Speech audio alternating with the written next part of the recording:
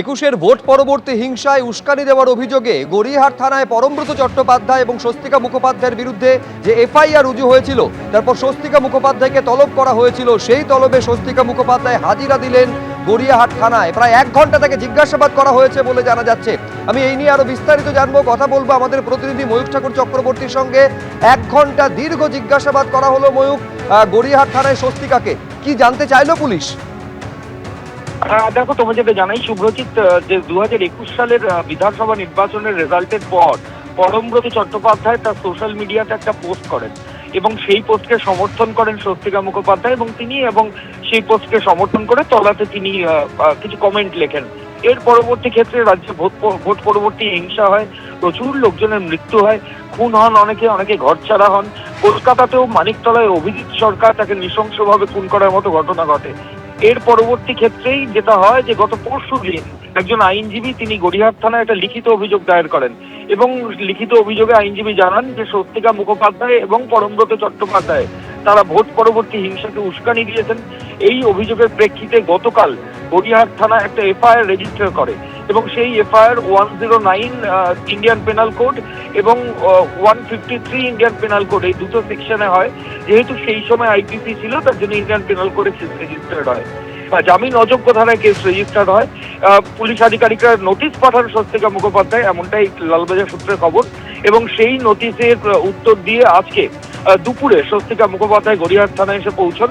প্রায় ঘন্টাখানেক তাকে গড়িয়াহাট থানার যিনি তদন্তকারী আধিকারিক ছিলেন এই মামলায় তার জিজ্ঞাসাবাদ করেন, তার স্টেটমেন্ট রেকর্ড করা হয়।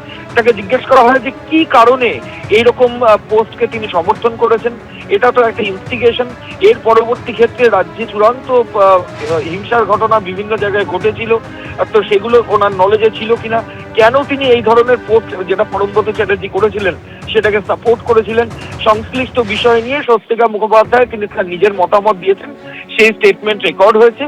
পরমব্রত চট্টোপাধ্যায়কেও পুলিশ আধিকারিকরা নোট করেছেন, এমনটাই জানা যাচ্ছে।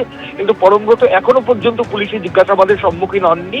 কিন্তু এই এফআইআর ঘটনায় ইতিমধ্যেই স্বস্তিকা মুখোপাধ্যায় গড়িয়াহাট থানায় এলেন এবং তাকে পুলিশ আধিকারিকরা বেশ কিছুটা সময় জিজ্ঞাসাবাদ করল। শুভ্রজিৎ। ময়ূক, আপাতত তোমাকে ধন্যবাদ। আপনাদের আমরা জানাবো যে জয়দীপ সেন আইনজীবী যিনি অভিযোগ দায়ের করেছিলেন পরমব্রত চট্টোপাধ্যায় এবং স্বস্তিকা মুখোপাধ্যায়ের বিরুদ্ধে 21-এর যে পোস্ট পোল ভায়োলেন্স, একেবারে তাতে উস্কানি দেওয়ার অভিযোগ তুলেছিলেন তিনি।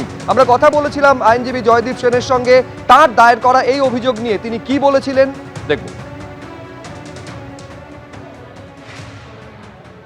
পরমব্রত যে টুইটটা করেছিল 2021-এর 2 মে বিকেল 4টে নাগাদ, সেই সময় অলরেডি পোস্টপোল ভায়োলেন্স শুরু হয়ে গেছে এবং উনি যে টুইটটা করেন আজ বিশ্ব রগরানি দিবস ঘোষণা করা হোক, that is a clear and conscious instigation and abetment to large scale violence. আমার মতে পরমব্রতর টুইটটা directly comes under the offence contemplated under section 107 of IPC. তো পুলিশ চাইলে এখন এদেরকে কাস্টাডিতে নিয়ে ইন্টারোগেট করতে পারে। এবিপি আনন্দ এগিয়ে থাকে, এগিয়ে রাখে।